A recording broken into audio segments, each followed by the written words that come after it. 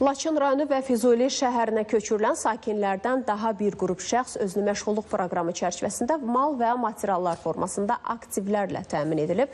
Proqram iştirakçılarının quracaqları kiçik təsərrüfatlar onların sosial rifahının yaxşılaşmasına töhfə verəcək və bölgədə yeni iş yerlərinin açılmasına imkan yaradacaq. Verilən avadanlıqlar hesabına proqram iştirakçıları məmulatları istehsalı dərzi sexi, avtoçilingər, dönərxana və kişi bərbərxanası xidmətləri üzrə kiçik biznes sahələrini yaradıblar. Böyük qayıdış proqramı çərçivəsində doğma yurdlarına köçürülən sakinlərdən özünü məşğulluq proqramı vasitəsilə kiçik təsərrüfatları yaradılan şəxslərin sayı artıq 221-ə çatıb.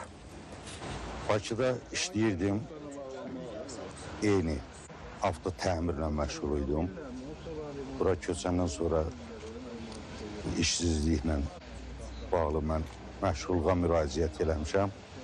Sağ olsunlar, avadanlıqla təmin oluram. Bakı şəhərində olanda müraciət eləmişdim, məşğulluğa, dostluq mərkəzi.